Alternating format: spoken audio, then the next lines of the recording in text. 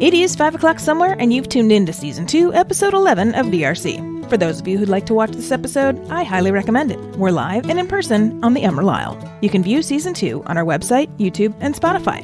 I'm Kerry Moynahan, and in today's Tales from the Still segment, we visit Glendalough Distillery, where I meet up with Geraldine Kavanagh, who shares how her love for plants and nature led her to becoming the forager for Glendalough's gin. Then later in the show, we'll speak to distiller Rowdy Rooney, who shares his spirit's journey and how a little bit of something near and dear to his heart is in every bottle of one of their expressions. Stay with us.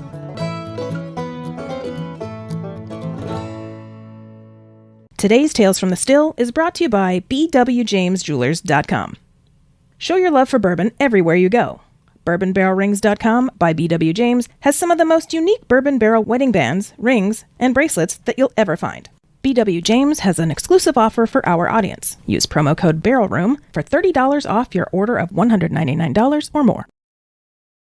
Well, hello, Geraldine. How are you? Hi, Kerry. I'm very well. How are you? I'm good. So I spoke to Donald last year, I think, and he went through all the whiskeys that we can get in America and the poutine, and I got to taste them. Then I saw him again at Tales of the Cocktail. He gave me these great socks, can't show you. And then I told him I was coming out here and I wanted to learn more about your gin because your gin fascinates me. He told me a little bit about it during my first interview, and he raved about you and how you go foraging and pick all the stuff and make all this fun botanicals. And the two gins that I tried that he sent me before were fantastic. But then I get here and I see you have 4 that I cannot get at home. So I would love to talk about these too. So tell me. I usually start off with your whiskey journey, but in your case, let's go with your spirits journey. When you were a wee little lass, did you ever see yourself making gin at a distillery with these boys? No, I didn't. No. Yeah, so I suppose when I was a child, when I was a little girl, I was a very outdoor type of child and spent my childhood outside in the Garden of Ireland, where we are now, County Wicklow, south of Dublin, but completely remote from the city, very rural, beautiful mountains, the seashore, and every kind of habitat you can think of. So when I was a child, it was the 70s and the 80s, so we were allowed to just roam freely. And I remember. Nobody really cared where you were, just come back when you're hungry. And so I had a great childhood roaming County Wicklow, so that kind of is how I ended up in the position I'm in now.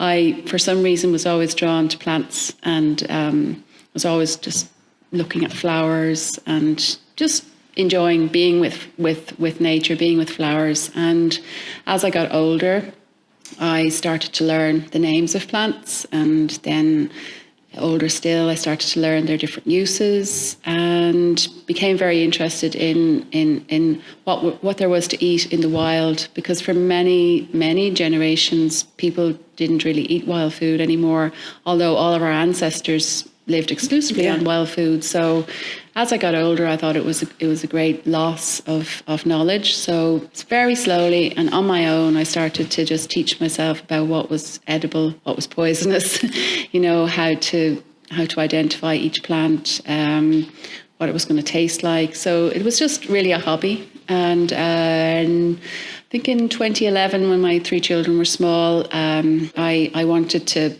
be at home with the children, but I needed to work as well. So I thought about starting teaching wild food foraging. So I started teaching that about 11 years ago. And it wasn't really a big thing at the time, but slowly over the years, it's become much more popular. And so I started teaching, taking people out on tours. I started my own little food business. I had a market stall selling wild mushrooms and all sorts of soups and cordials and jams and cakes and all sorts of things, but everything had wild, at least one, if not many, wild ingredients. So in 2014, one of the journalists from one of our biggest national newspapers, the Irish Times, asked if she could come out on one of my walks, and we had a fabulous day, and I got a 2-page spread in a very big newspaper for free. Fantastic. And, Gary McLaughlin, one of the founders of Glendalough, was reading the newspaper that Saturday. And at Glendalough, they had just bought a new still that was going to be exclusively for gin, because you can't have gin and whiskey stills crossing over. And the guys had distilled a few batches of gin, but they were thinking about making a gin with a sense of terroir, because Wicklow is a very special place. Right. And they hadn't really come up with a solution. How can we put Wicklow into this gin? And then Gary said, he was reading about me, he said, that's what we'll do, we'll put wild plants in the gin. So they called me up the following Monday, and in a couple of weeks we were out, we just went out foraging, and the guys told me what they had come up with a good base recipe, a good balance of juniper, coriander, orris, the things that most people will use. Yeah, regular stuff. Yeah, so they had a nice base recipe. So I said, send me your recipe, and I'll think about what there is out there in the wild that's going to work well with that, and what kind of quantities I'd need to use compared with, say, how much juniper you're using. So we all just went out foraging. We went all over the place and we had a really nice day. I hadn't met them before. And then they went back to the distillery. And then a couple of days later we spoke, and I was like, so how did the gin turn out? And they were like, oh my God, it's so good. And we were all really happy. And then as I started thinking, and I thought, well, there is a slight problem, because everything that we've put into this gin is going to be gone soon, because that's how wild food is. You cannot go and buy it in the shops. Right. It's very seasonal. You're excited all year because there's something new coming and something else is going, and you're always trying to preserve it. So I said to the guys, we can only make this lovely gin that we've created for just another few weeks. So I think it was particularly Gary had this idea, well, maybe we could do seasonal gins, like this could be maybe a summer gin, and could we do an autumn gin and a winter gin? And I was like, yeah, probably. So, we had to come up with recipes in the wintertime before, because even if you want to create a recipe in November, you don't have the ingredients. Right. So sometimes you have to just use your imagination and think of different flavours that will work together. So that was in 2014. We made our summer gin, and I think the following year then, and for 2 years, we made spring, summer, autumn and winter. And that was incredibly unusual, because every single batch we made was slightly different. Every season the recipe was different, and each season was inspired by what is available at that particular time. Let me back you up just a little bit before we get into too much of the gin. So when they called you up on that Monday and said, hey, we were reading about you in the paper, was the foraging trip just to go see what they could do, or were they offering the job right up front? Oh, the job didn't happen for a long time. It was all kind of, I don't know. So we were just kind of helping them out because? I mean, after I spoke to them the first time, I was like, I don't even know how gin's made, and I've just agreed to help to make gin. It's like, sure, I'll see how it goes. I didn't think it was going to really come to anything. It was just someone just asked me to do something random, and I thought, yeah, sure. And when you came in to the distillery, did you see Rowdy and start helping him, or just watching him? Or Rowdy hadn't started just then. He started shortly afterwards. At the time, the guys were all actually working full time. They were all working in jobs and had young families, or actually didn't even have young families. They were all probably recently married, right. But they wanted to branch out on their own. They wanted to revive craft spirits. So they were selling whiskey and poaching, but nobody was working full time in the company. So yeah, it was. Okay. So you started, how long were you helping them out before you became the foraging employee? Probably a year or something. Wow. Yeah, that was nice of you. Yeah, well, I was doing my own work as well, and we were trying something very new, and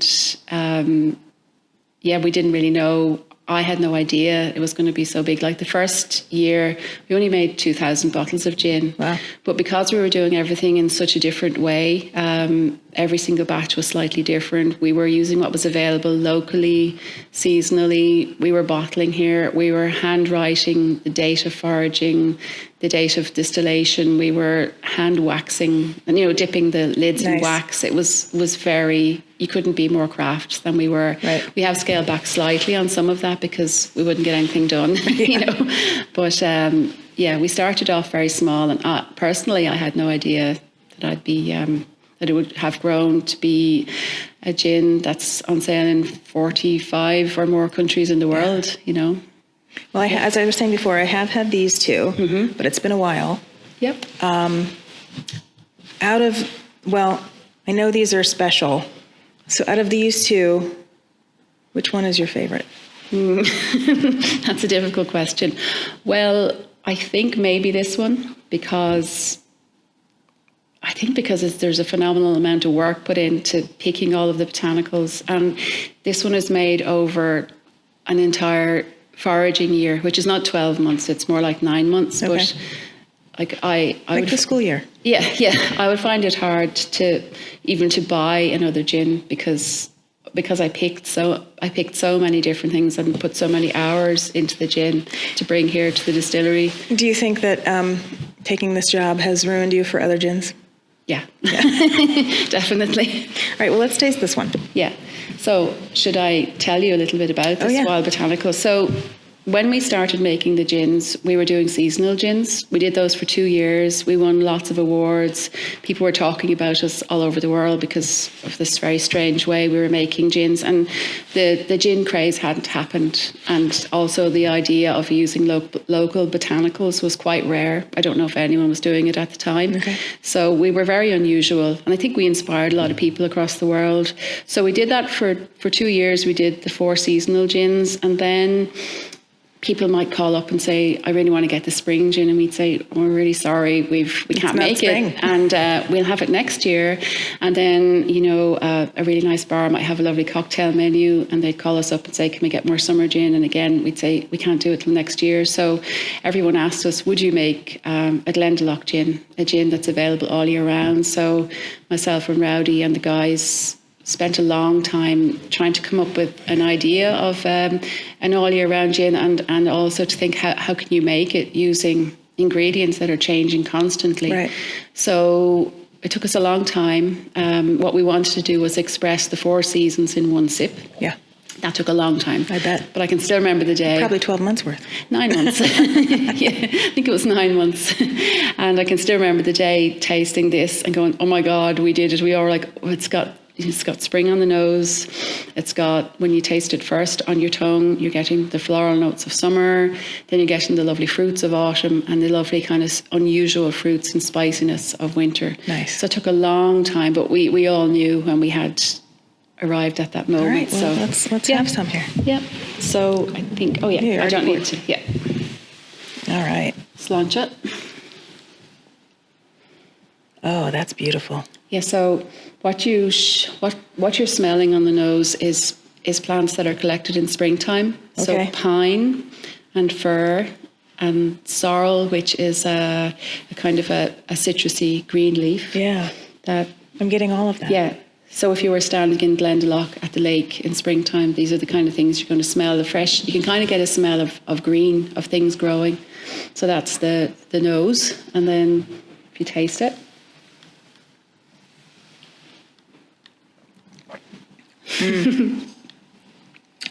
That Bravo, that does have all the seasons. Yeah, so the first thing you're going to taste is floral notes, because we pick a lot of elderflower, wild roses, honeysuckle, meadowsweet, lady's bedstraw. They're all beautiful. Ooh, what's lady's bedstraw? Lady's bedstraw is a little yellow flower that has it would be hard for me to describe the flavour of lady's bedstraw. It used to be used in cheese making. It's almost unknown.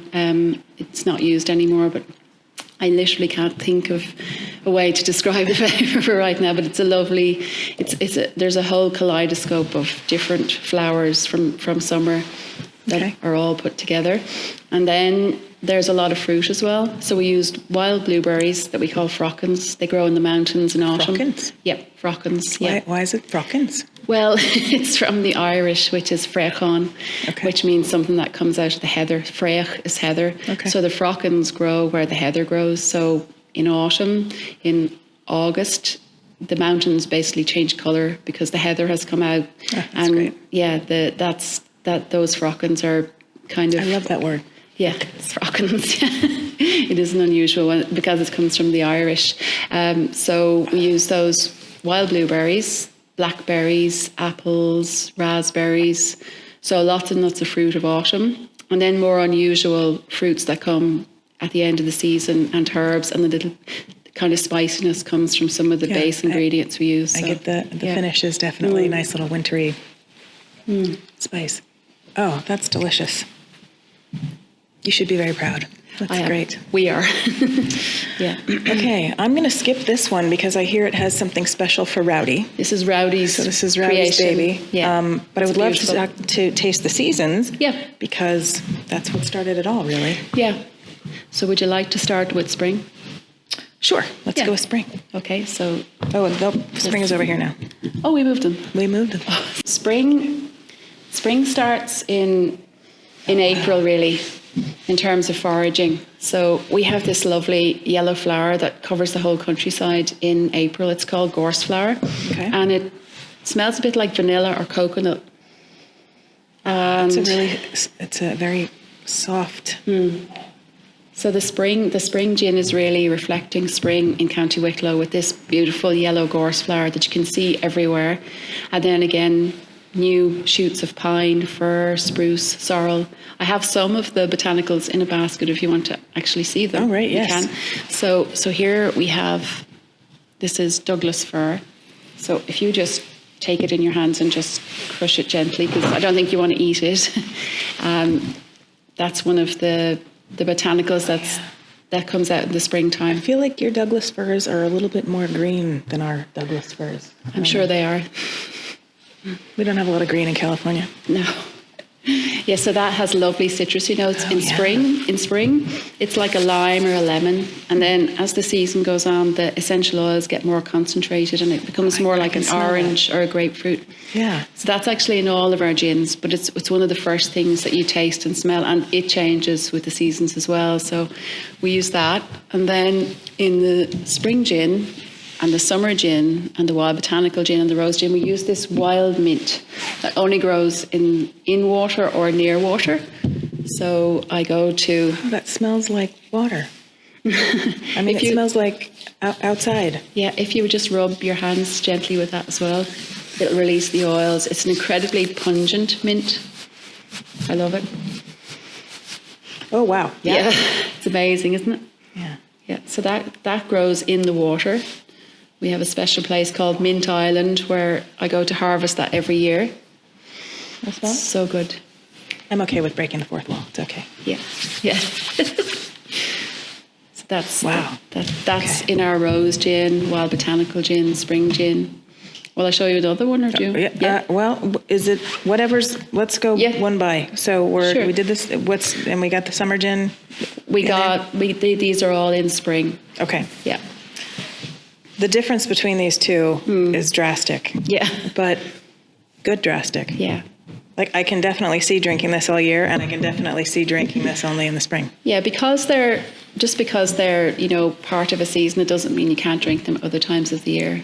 No, but I could totally see just sitting out and watching the butterflies go by and the birds and the sun. Okay. So these 4 seasonal gins aren't available outside Ireland because we only make small batches. So the only way you can get them is if you come here. So that means, y'all, you need to come to Ireland during whichever your favorite season is, and come get a bottle here in Ireland. Okay, so now the summer gin. What's in the summer gin? So summer gin has a lot of elderflower. Oh. Do you know elderflower? I do. Yeah. I can smell the elderflower. Yeah, has a lot of elderflower. Wow. Wild roses, honeysuckle, meadowsweet, wild raspberries, and then of course it has juniper and coriander. It has water mint. So it's harvested in a time of abundance when all the flowers are out, all the greens are out. Oh, that's beautiful. Wow. You did it again. Summer in a mouthful.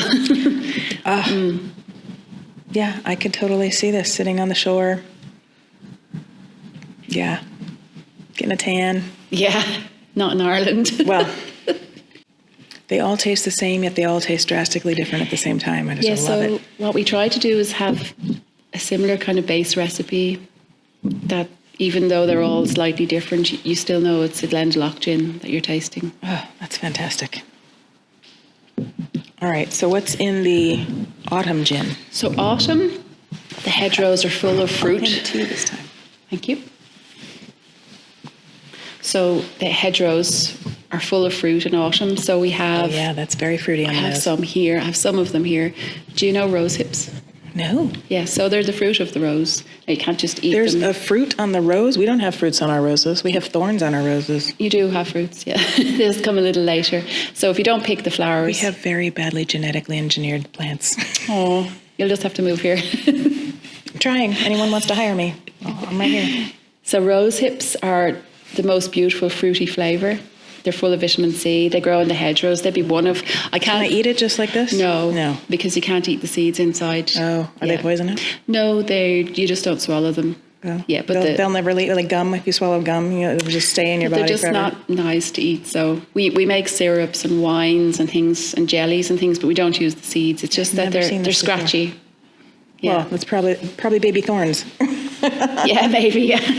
Yeah, so I can't show you all of the botanicals that we use in autumn because they're not. Some of them are gone now. Like the blackberries have finished. We use a lot of blackberries.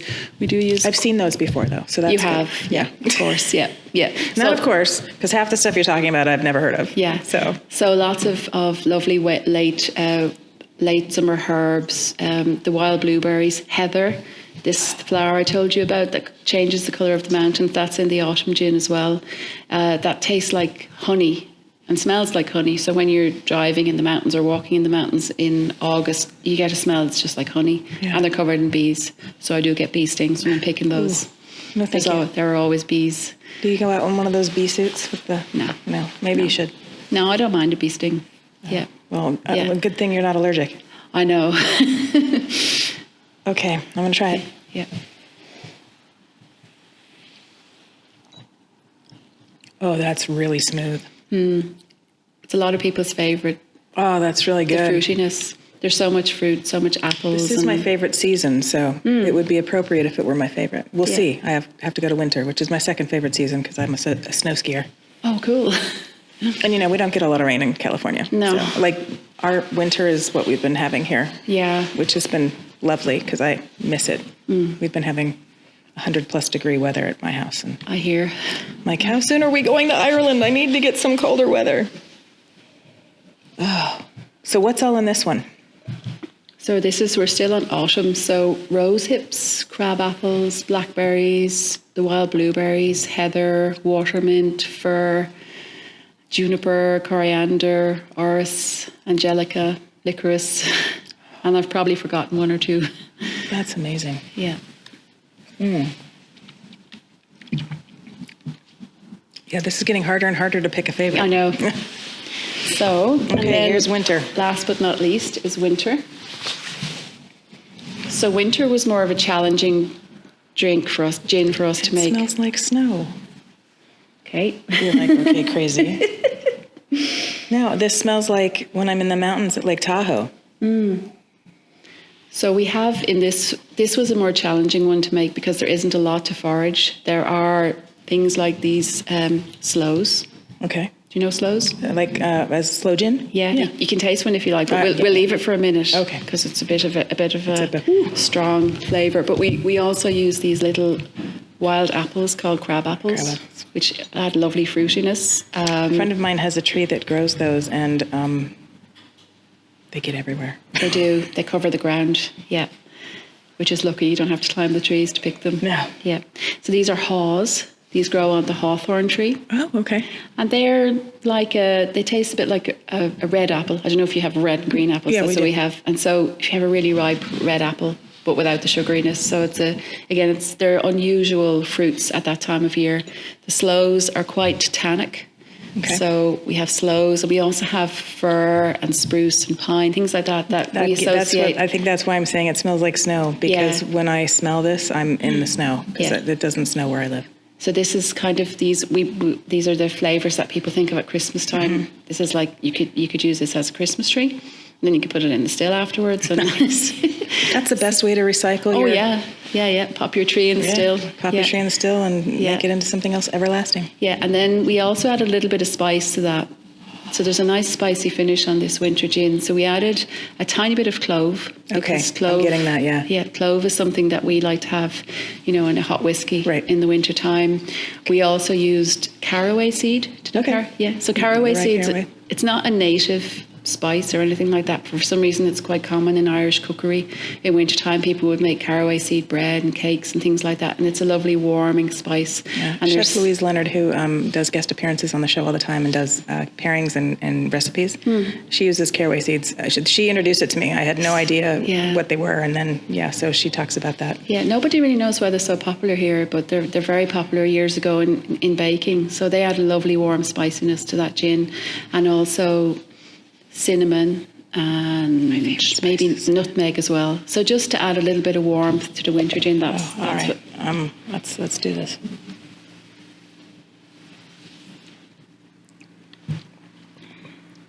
Again, winner. I love the finish on that. Yeah. Yeah, I have no idea. I understand why you don't have a favorite. It's too hard. Yeah. Different one every day. Okay, I'm going to try to pick a favorite. Hold on.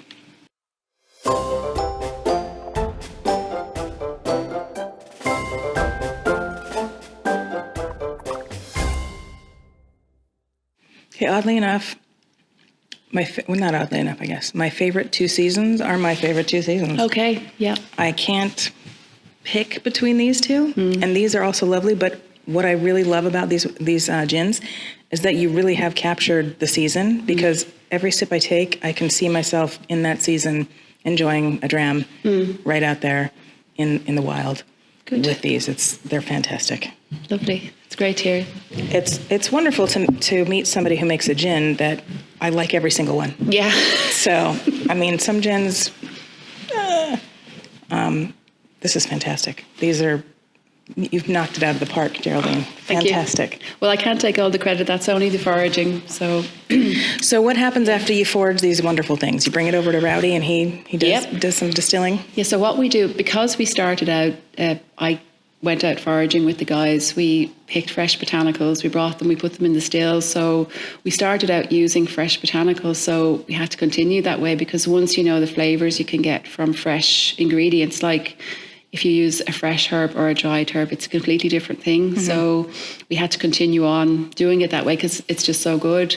So what I do is I get up early enough and get out foraging for the day, forage everything into baskets, because they keep the produce nice and fresh, the botanicals nice and fresh, nothing sweats in there. That looks good. And it's also very nice to hold as well, because they have nice handles, and they're just lovely to work with. They're all made with willow. So I pick botanicals all day, and then I get to the distillery about 4 or 5 in the evening. Rowdy will just have finished distilling the previous batch, and he will have the still filled with the alcohol, the juniper, the base botanicals. The still is filled, and then we'll put them into the still. They'll be left to macerate overnight, and then they'll be very carefully and slowly distilled the following day by Rowdy. So Rowdy will tell you about how he captures the flavours of all of these, because the distillation is as important as the foraging. You've got to do it in a particular way. It's not automatic. It's a very sensory way Rowdy has of distilling. So this is fantastic. I can't wait to talk to him to see how he finishes this project, because these are all fantastic. Again, I love this one, and I can totally see drinking this one all year round. In fact, I did drink it all year round until it was gone. And this, I got to find myself a bottle before I leave the country, because good stuff. Great. Thank you so much, Geraldine. Thank you. Lovely to meet you. Thank you. Don't touch that device. We'll be right back with Rowdy Rooney.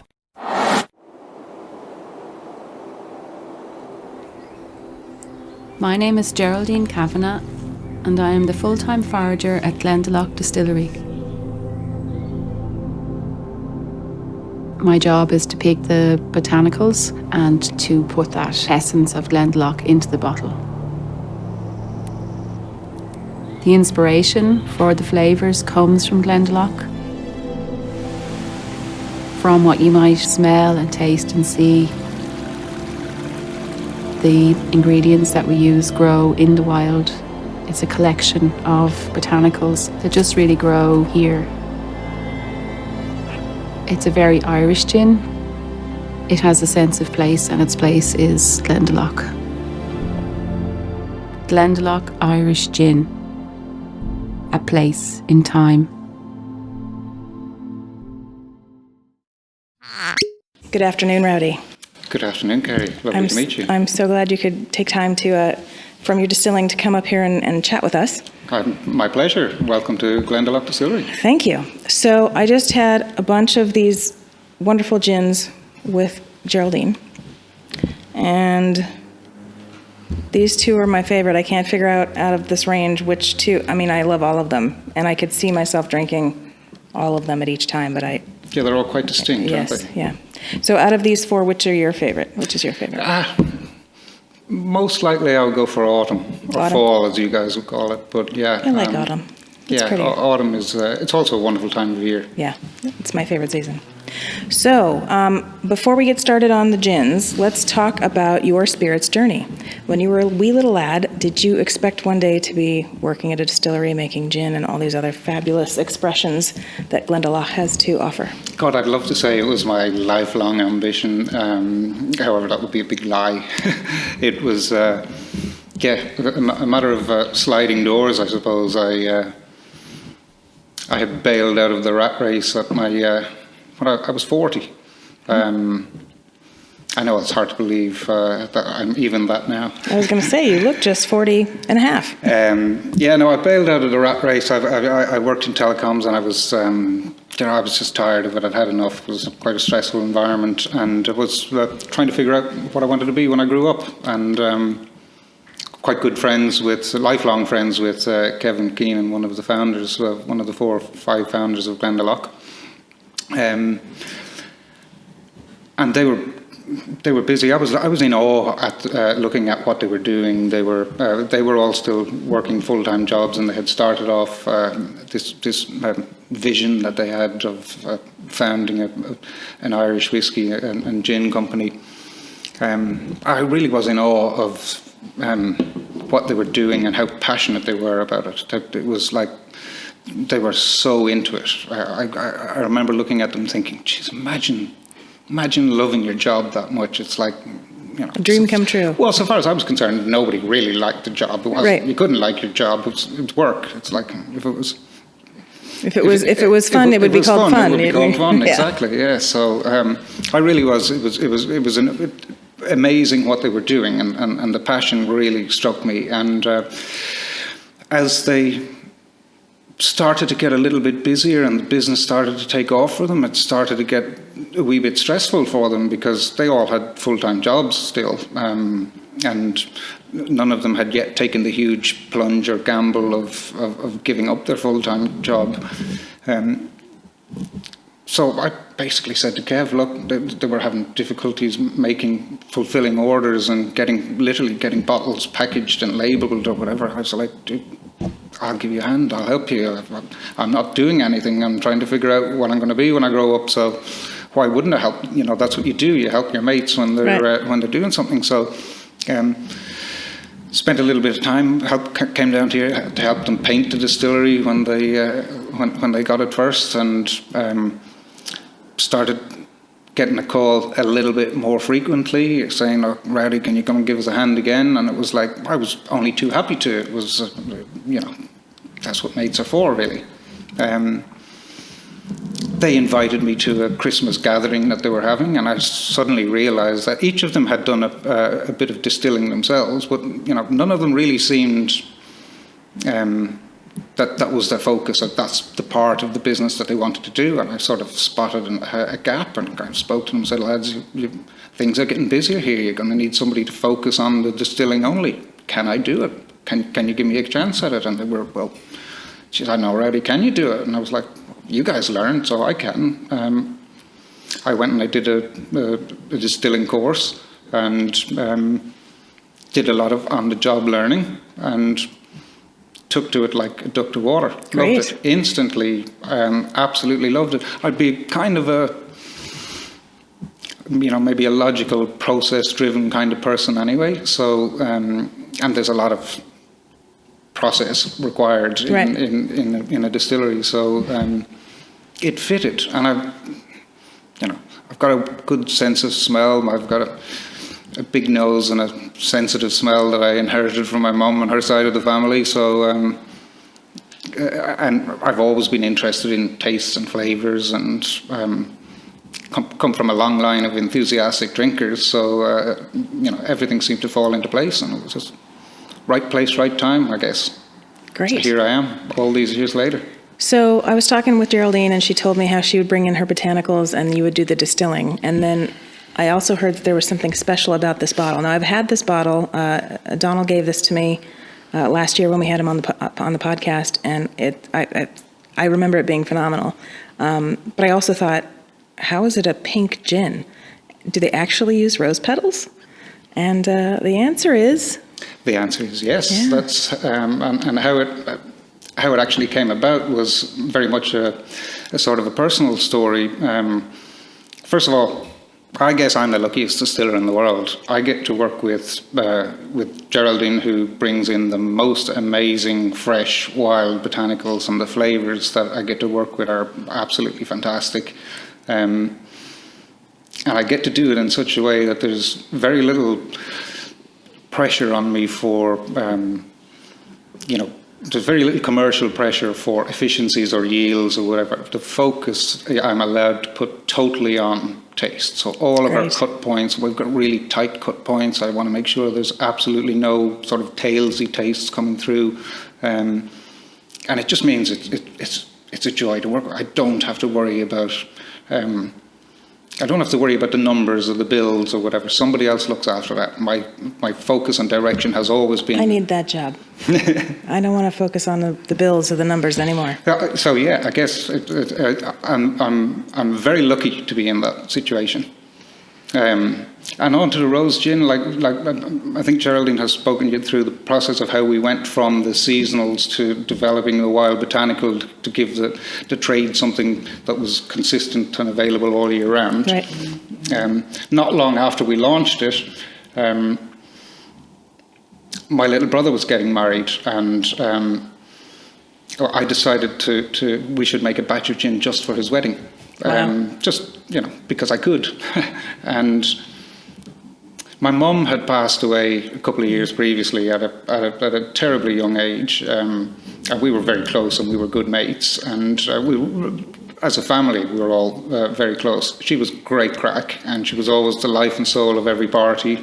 And so we had this family wedding coming up within a couple of years of her passing, and she was going to be desperately missed at it. So as well as making a gin specifically for the occasion, that I got my brother Paco and his wife-to-be Gina come down to go foraging with Geraldine so that we could say, you helped to make this gin for the special occasion.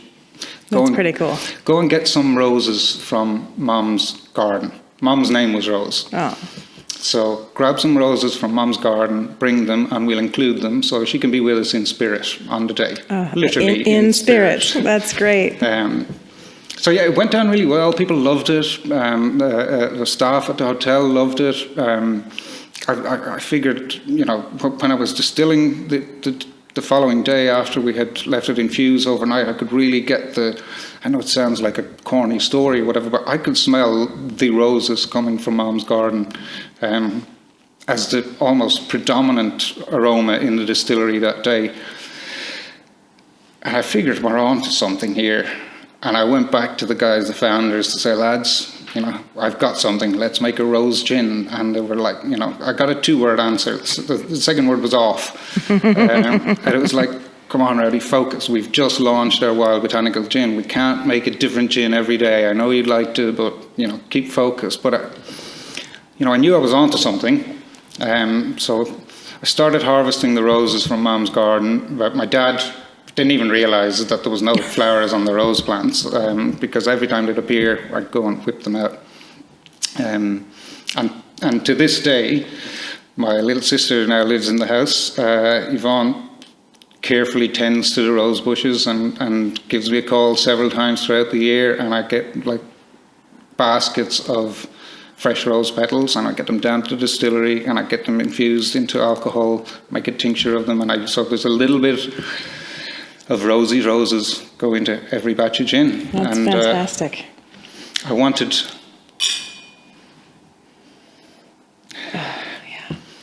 it to be a rose gin that was naturally sweet. I didn't want to make a confected, almost artificial. Everything we do here in Glendalough is natural and pure. So I don't want people to look at it and think, oh, another pink gin. Another. I've never seen one before. It's a rose gin that happens to be pink, and it's got lovely Turkish delight. Are you familiar with Turkish delight? Yeah. Yes. It's always chocolate rose. And you can smell the rose on the nose. Rose on the nose. Oh, that's beautiful. Okay.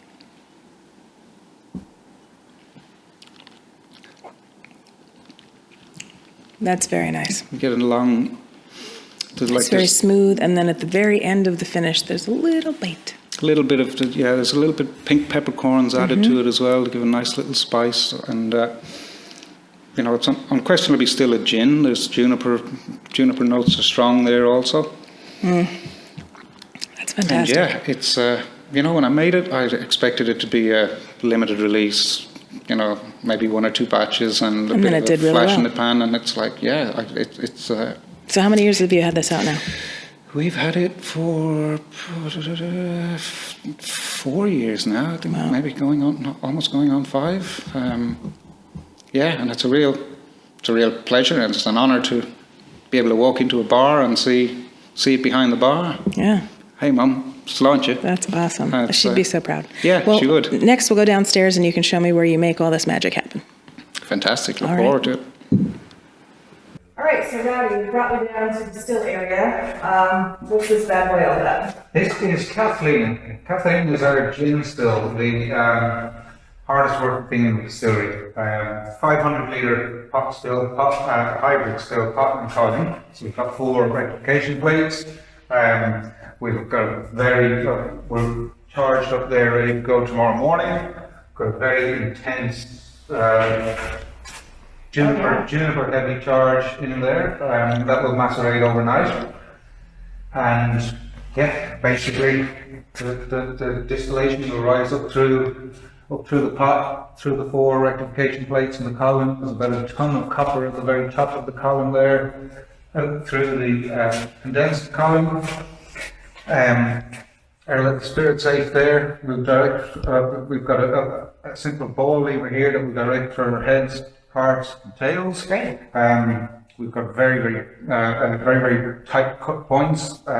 It's all done purely sensory, so the yield for every batch is slightly different.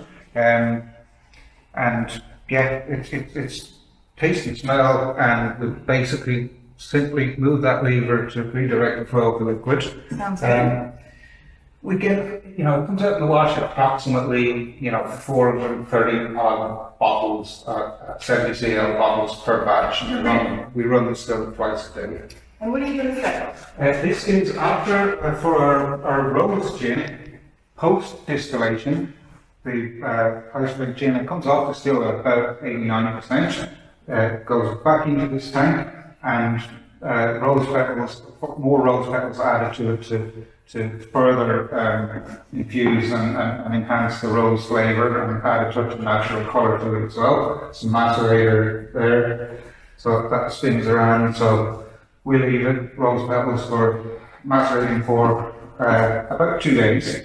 Again, it will be depending on taste, and then we draw it off that, transfer it into IBC, and send it off to the bottling plant.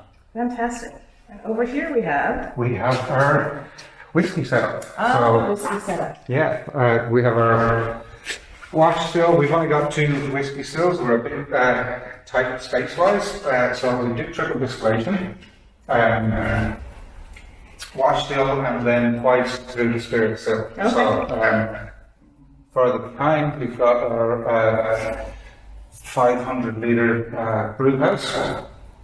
There's a fermentation setup that gets pumped upstairs.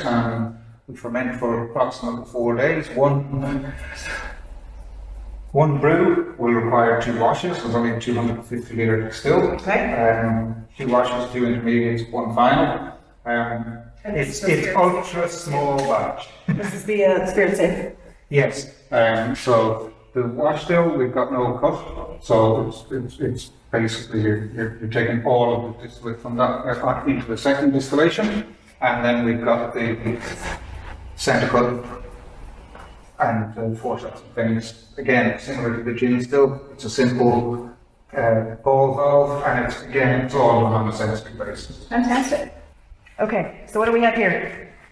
We have, as they say now, for something completely different. We've recently launched a 7-year-old single malt, finished in the rare and horrendously expensive and lots of fun to work with Japanese Mizunara. Wow. It's an amazing wood. I can smell that Mizunara on the It's incredibly expensive. It's no fun to work with, I won't lie. It's incredibly porous, quite leaky. Very unpredictable. I've heard that about it. Yeah, I suppose what makes it difficult to work with is also what makes it so good for whiskey, because you've got a huge amount of interaction between the liquid and the wood. Yeah. It's constantly breathing in and out and extracting amazing, exotic kind of on the nose. There's nice, this chocolate orange almost flavours, isn't there? And kind of like maybe a grapefruit, I think. A little bit. You get on the, and tasting notes are so personal as well, aren't they? Wow. That doesn't taste like how it sounds. No, it's surprising, isn't it? This is, for me, this is... I got a chocolate finish on the late finish. Yeah, I'm picking up any, like, some small, some sandalwood, a little bit maybe on the out of breath, a bit of coconut. Yeah. Oh, yeah. So it was like a chocolate coconut at the end, the finish. Yeah, it's long, and this is for me, it's a think-eating whiskey, isn't it? This is sit in your library, or you're in front of the fire, and have a good think about it. There's a lot going on there. Yeah. And it's not... It's still finishing. I'm getting, like, the longer that it sits, the more chocolate and coconut and kind of burnt marshmallow. Yeah, it's different. We wanted to do something different, and I think we nailed it with this. We don't need it. It tastes great. Cilantro. And thank you so much for the tour today and taking the time to tell us all about your latest gin. It's been an absolute pleasure. I thoroughly enjoyed it. It's been a pleasure. Thank you for coming. Thanks for watching, guys. Cilantro. That does it for today's show. To read notes on this episode or learn more about our guests, please visit barrelroomchronicles.com. Want to interact with the show or have questions for our guests? Then ask them on our socials or send us an email through our website. Or better yet, leave us a voicemail on our website and your recording might be played in our new Speakeasy segment. If you like what you heard, please rate and subscribe to the podcast. If you really liked it and you want to show your support, buy us a whiskey through our Ko-fi site at ko-fi.com/BRC or become an exclusive member of the Barrel Room Parlor, where you'll get exclusive content not seen anywhere else. If you work in the whiskey or spirits industry or just have a deep passion for whiskey and want to share your spirits journey, register to be a guest through our website. Last but not least, please enjoy your spirits responsibly. Thanks for joining me. Until next time, Solanjeva.